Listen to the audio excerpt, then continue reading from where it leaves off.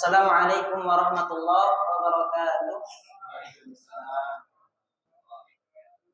Innal hamdalillah nahmaduhu wa nasta'inuhu wa nastaghfiruh wa na'udzu billahi min shururi anfusina wa min sayyiati a'malina. Man yahdihillahu fala mudilla lahu wa may yudlilhu fala hadiya lahu. Asyhadu an la ilaha illallah wahdahu la syarika lahu wa asyhadu anna Muhammadan 'abduhu wa rasuluh la nabiyya wa la rasula ba'dah.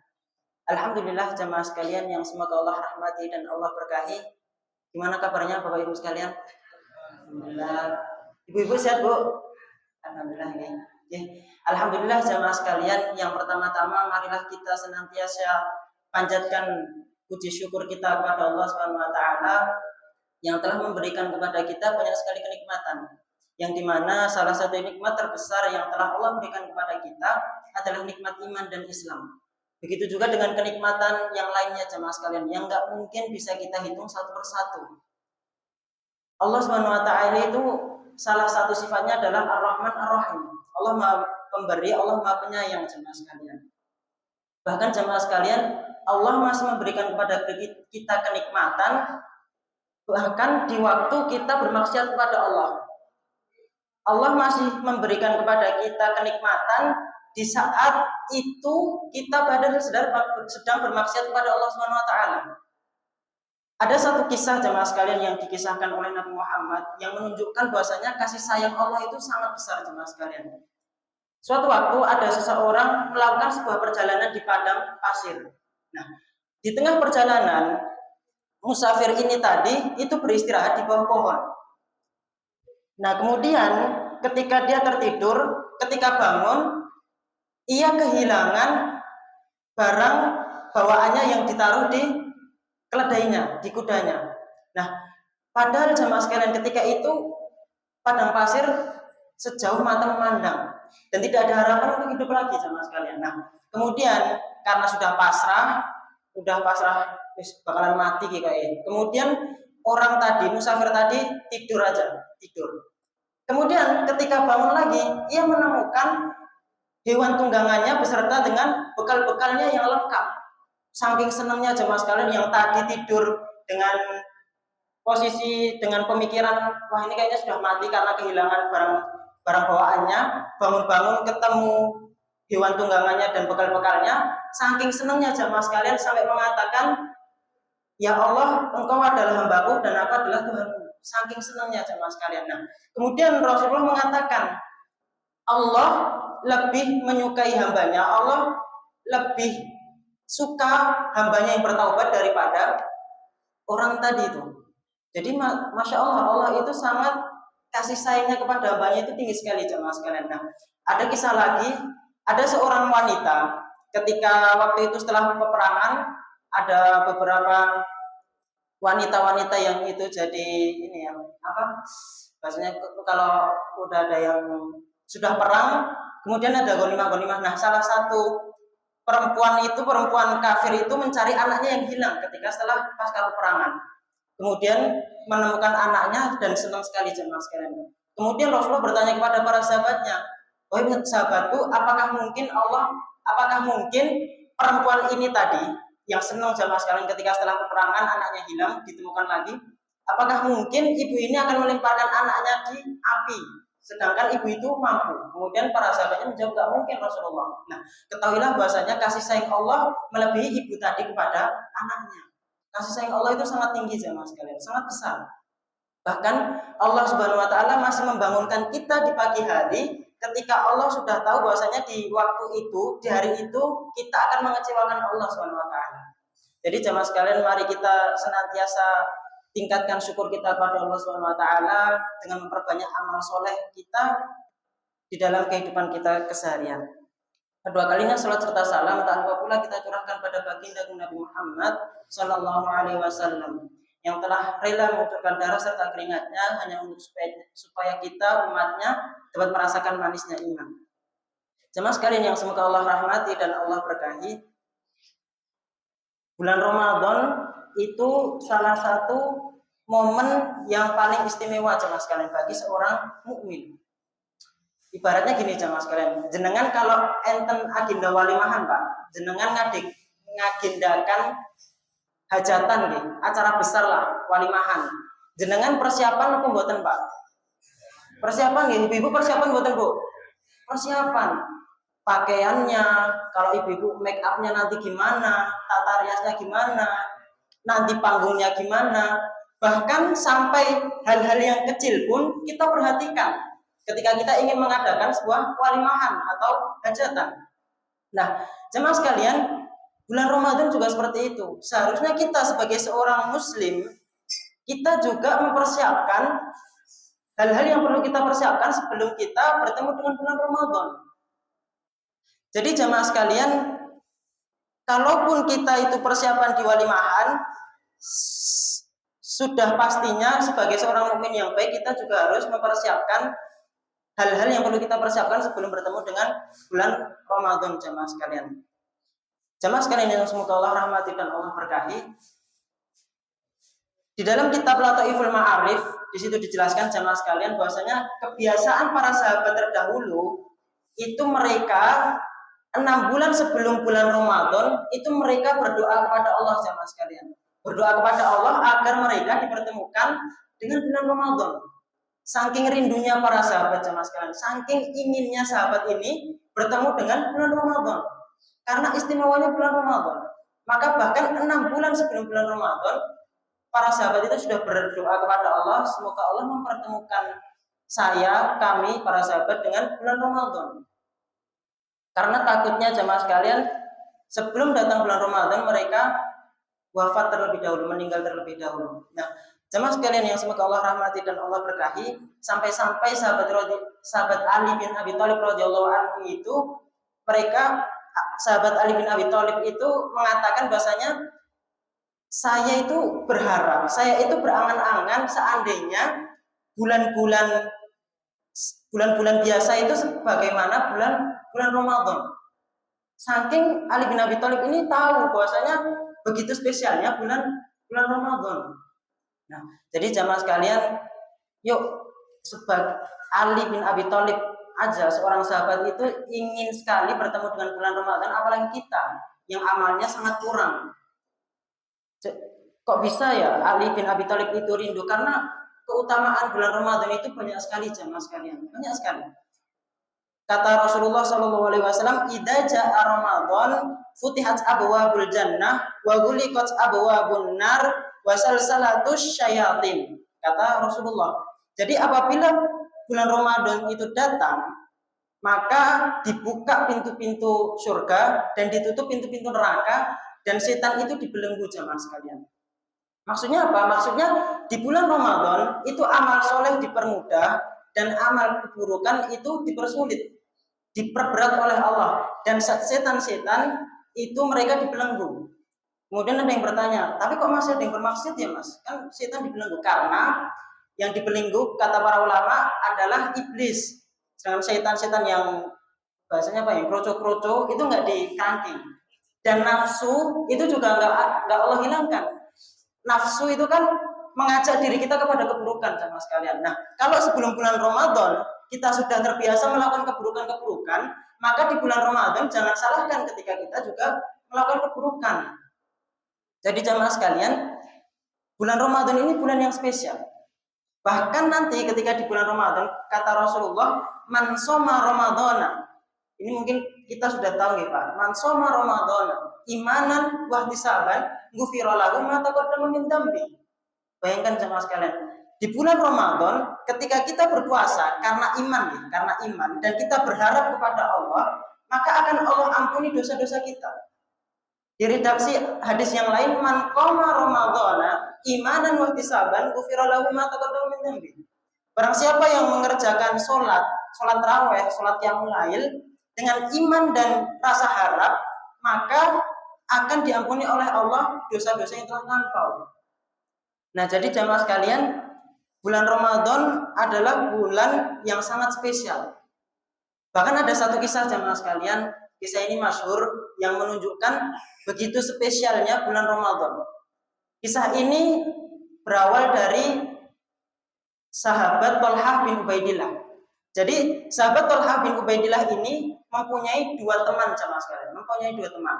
Nah, Ketika sedang melakukan peperangan jamaah sekalian, sahabat yang satunya ini meninggal, sedangkan yang satunya masih hidup. Nah, yang masih hidup ini menjalani kehidupannya setahun setelah peperangan ini, kemudian sakit dan meninggal dunia. Nah, setelah sahabatnya Tolha bin Ubaidillah ini meninggal dunia, Tolha itu bermimpi jamaah sekalian. Bermimpi bahwasanya Tolha sedang berada di depan pintu surga bersama dengan dua temannya. Nah, kemudian keluar malaikat untuk memanggil sahabatnya yang meninggalnya karena sakit, dipanggil untuk masuk ke dalam surga.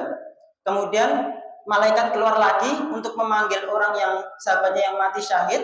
Kemudian keluar lagi untuk mengatakan kepada Tolha, pulanglah karena kamu belum waktunya, karena Tolha masih hidup. Kemudian Tolha bangun, kemudian menceritakan kepada para sahabat-sahabatnya tentang mimpinya. Nah, para sahabatnya heran, loh kok bisa yang dipanggil duluan itu yang matinya dalam keadaan sakit, kok enggak yang syahid dulu gitu. Padahal kan orang yang mati syahid itu jamaah sekalian, orang yang berjihad itu kan dirwatu sanami. Jadi amalan yang paling puncak itu adalah berjihad. Dan sahabat yang satunya ini meninggalnya dalam keadaan berperang, dalam berjihad, mati syahid. Tapi kok yang dipanggil duluan itu yang meninggalnya karena sakit toh. Nah, kemudian menjadi perbincangan di antara para sahabat sampai obrolan ini terdengar oleh Rasulullah SAW. Nah, kemudian Rasulullah mengatakan kepada para sahabatnya, wahai para sahabatku, apa yang kalian bingungkan? Apa yang kalian perdebatkan gitu? Kemudian para sahabat menjelaskan tentang ya tadi kenapa kok yang dipanggil duluan itu yang mati karena sakit, bukan yang mati karena mati syahid. Kemudian Rasulullah menerangkan, loh, bukannya orang yang mati karena sakit itu hidupnya lebih lama 1 tahun daripada orang yang meninggalnya mati syahid? Iya Rasulullah, bukankah di waktu itu dia juga melakukan puasa, melakukan sholat dan bertemu dengan bulan Ramadan? Benar wahai Rasulullah. Maka jarak antara dia dengan orang yang mati karena berjihad, mati syahid tadi adalah antara langit dan bumi. Jadi cerita ini jamaah sekalian, hadis ini menunjukkan bahwasanya bulan Ramadan itu sangat agung jamaah sekalian, sangat besar sekali keutamaannya dan perlu untuk kemudian kita persiapan supaya ketika kita nanti ketika bertemu dengan bulan Ramadan kita bisa lebih optimal jamaah sekalian, lebih bisa maksimal. Karena kalau nggak kita persiapkan, seringkali kalau sesuatu itu kita nggak persiapkan jamaah sekalian, kita nanti tuh bakalan berusaha-berusuh gitu, kayak nggak bisa optimal karena ya berusaha-berusuh, paham nggak Pak? Pengen cepat-cepat kesusu. Nah, jemaah sekalian, maka ada beberapa hal setelah kita mengetahui bahwasanya bulan Ramadan ini bulan yang agung, bulan yang dimana cuma 1 bulan dalam 1 tahun, maka yuk sudah sepantasnya kita sebagai seorang mukmin yang baik kita persiapkan diri kita sebelum bertemu dengan bulan Ramadan agar kita bisa maksimal di bulan Ramadan jemaah sekalian, agar kita bisa optimal di bulan Ramadan. Jemaah sekalian yang semoga Allah rahmati dan Allah berkahi, ada beberapa hal yang ingin saya sampaikan untuk supaya ketika kita menyambut bulan suci Ramadan kita bisa lebih optimal, bisa lebih maksimal gitu, bisa lebih baik. Nah, jemaah sekalian yang semoga Allah rahmati dan Allah berkahi, salah satu hal yang paling penting yang perlu untuk kemudian kita persiapkan itu apa Pak? Sebelum jenengan bertemu dengan bulan Ramadan. Apa? Pakaian baru. Sahur mungkin apa ibu-ibu? Bukane buatan Pak. Jadi hal yang perlu kita persiapkan dari sekarang jemaah sekalian itu adalah salamatus sadr, yaitu adalah hati yang selamat, hati yang baik jemaah sekalian.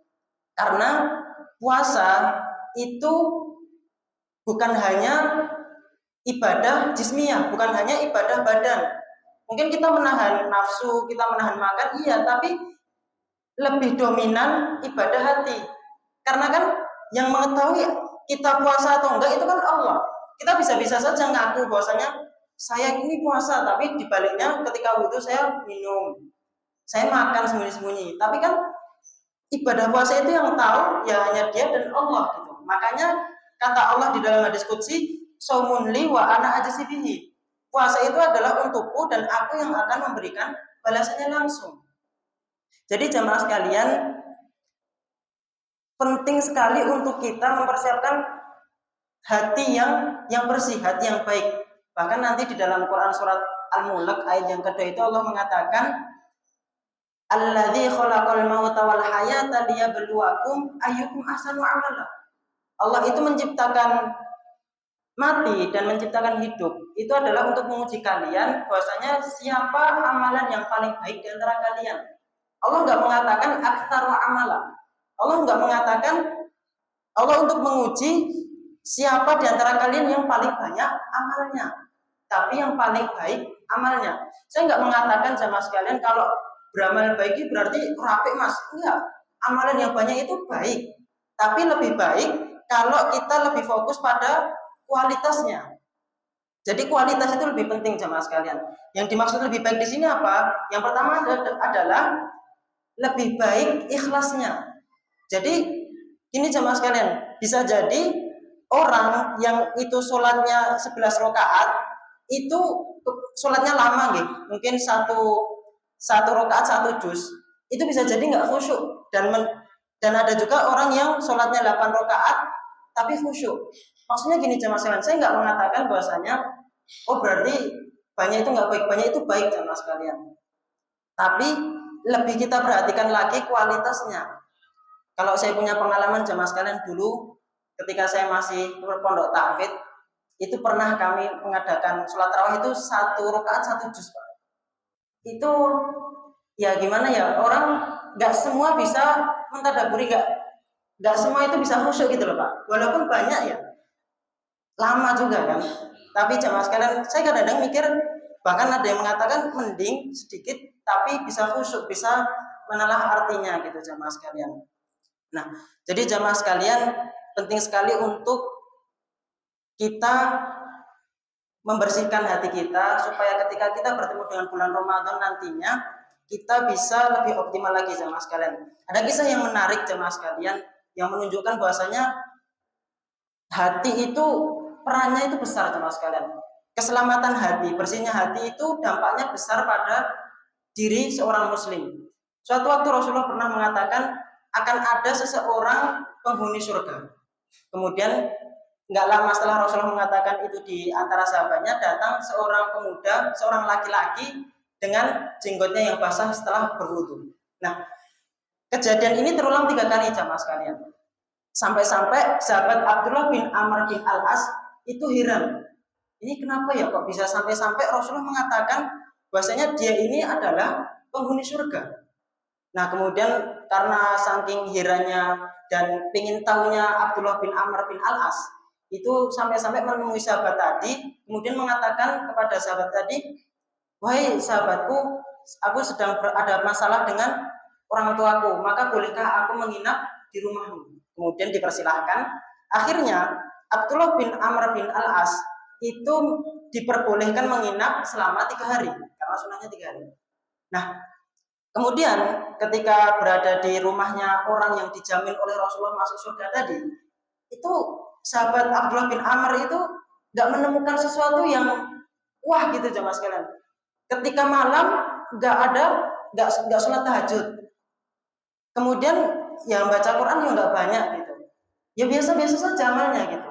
Kemudian karena saking hiranya setelah 3 hari Abdullah bin Amr bin Al-As itu pamit karena masih pengen tahu, langsung tanya, wahai sahabatku, amalan apa sih yang Anda lakukan kok sampai-sampai Rasulullah itu mengatakan bahwasanya Anda itu penghuni surga? Kemudian sahabat tadi itu ngomong, ya apa yang kamu lihat? Kamu kan sudah berada di rumahku, ya amalanku ya cuma segitu, cuma amalanku ya kayak gini, ya kayak gitu gitu. Nah kemudian diberitahu ada satu amalan yang itu sering saya lakukan, yang selalu saya lakukan sebelum saya tidur, yaitu apa jamaah sekalian?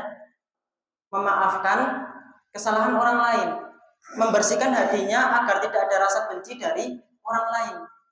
Nah, dengan amalan itu jamaah sekalian sampai-sampai Rasulullah itu mengatakan bahwasanya dia adalah seseorang yang dijamin masuk surganya Allah Subhanahu wa taala. Karena jamaah sekalian, takutnya ketika nanti kita bertemu dengan bulan Ramadan, kok hati kita ini belum bersih, hati kita ini masih kotor. Mohon maaf nanti takutnya kita seringkali akan melakukan, mungkin amalan kita banyak tapi kita juga melakukan kesalahan. Misal gini jemaah sekalian, mungkin ketika kita di bulan Ramadan, kita sholat kita bisa banyak gitu nih, tapi kita juga masih sering marah-marah. Kita puasa tapi kita masih sering marah-marah.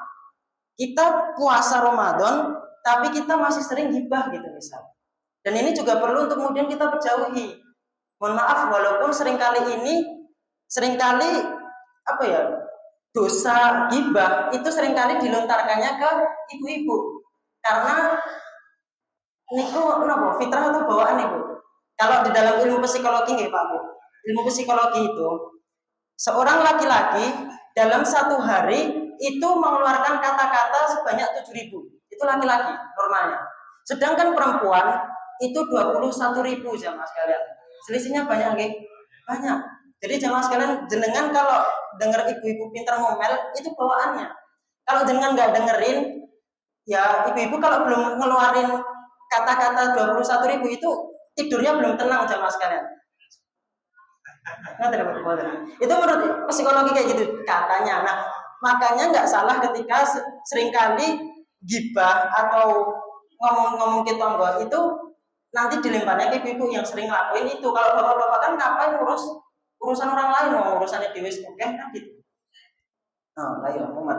Nah, jadi ibu-ibu sekalian khususnya dan bapak-bapak sekalian, yuk kita jauhi perbuatan-perbuatan yang semacam ini gitu. Kita mulai latih dari sekarang nih, kita kurangi gibah kita. Mohon maaf Pak Bu, kadang-kadang kita gibah niku nggih mboten krasa. Kita nggak ngerasa kalau itu gibah gitu loh.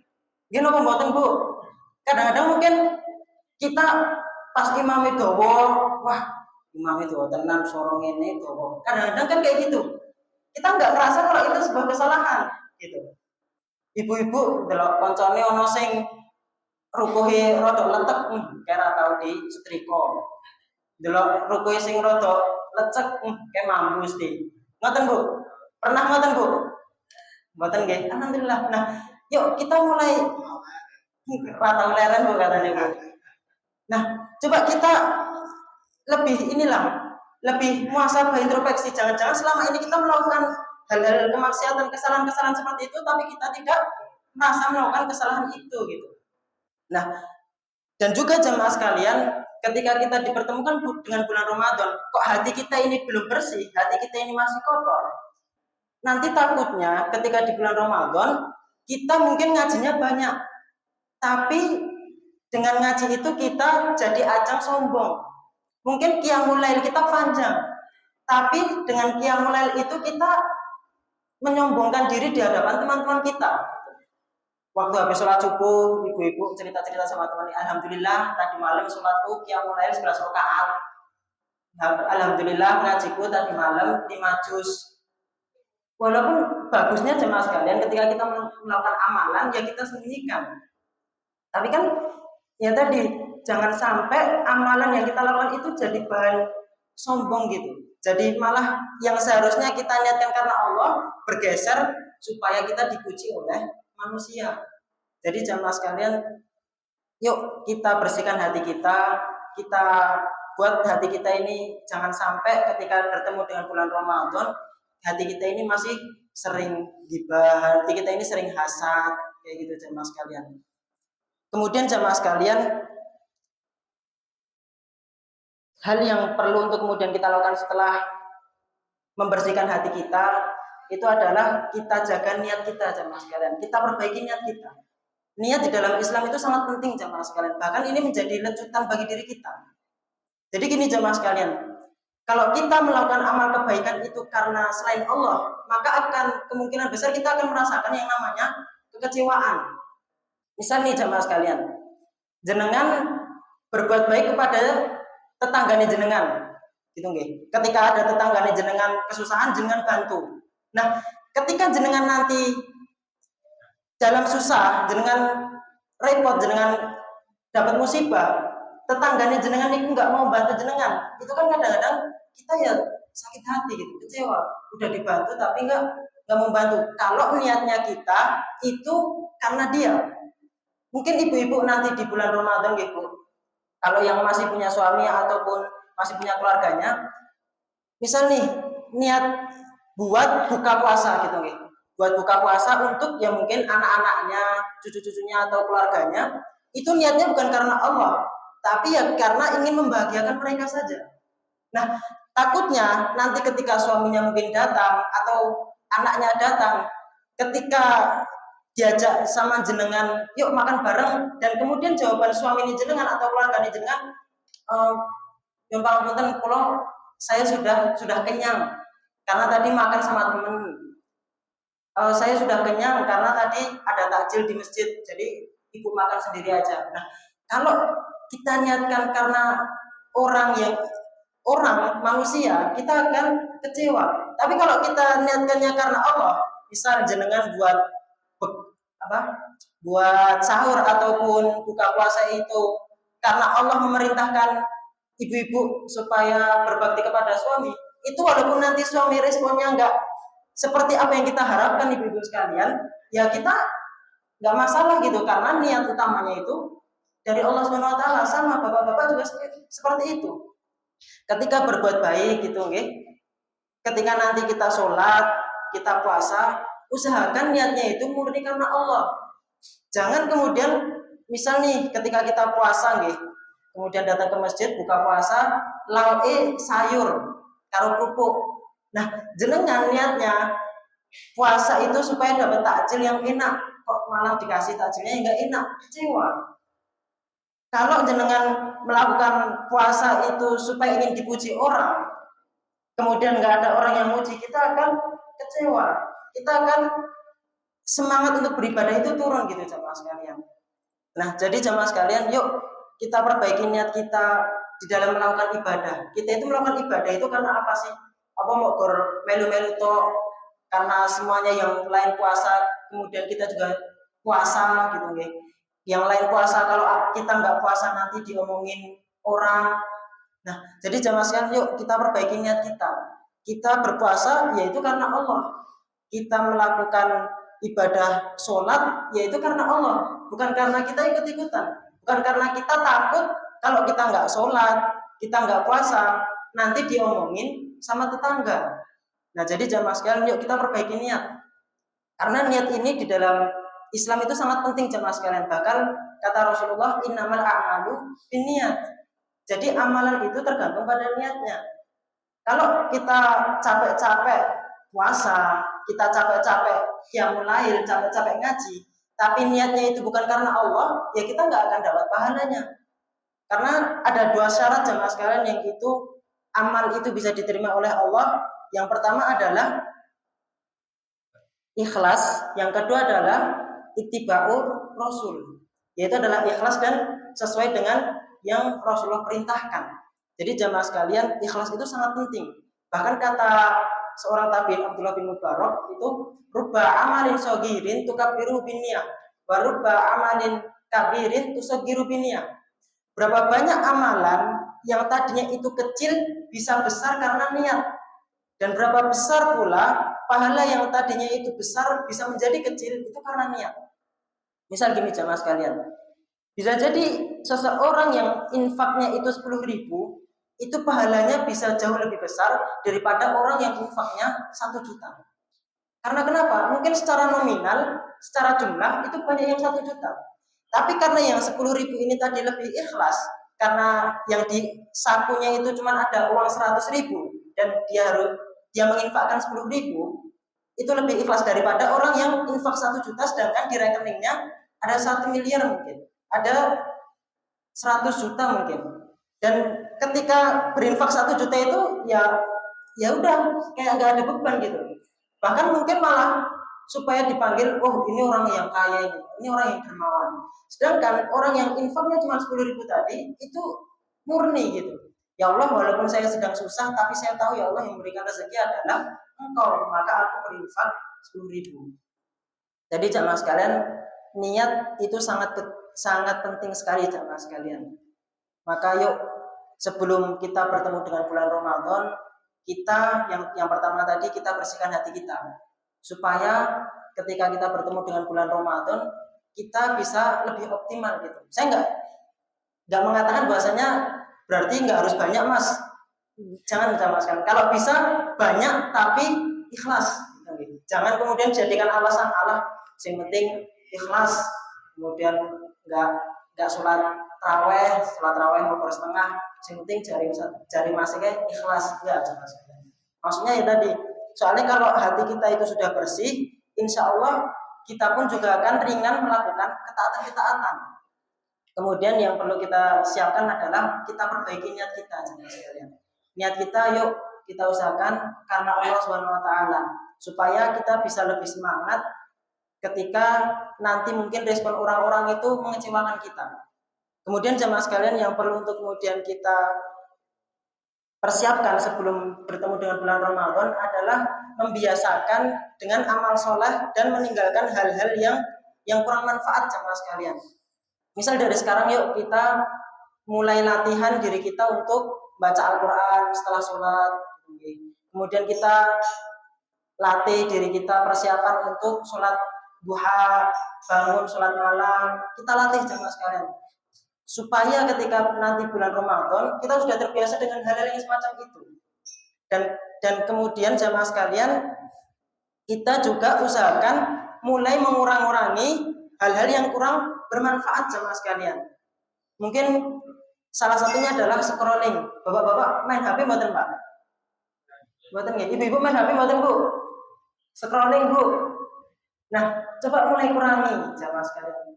Kalau itu nggak bermanfaat kita kurangi.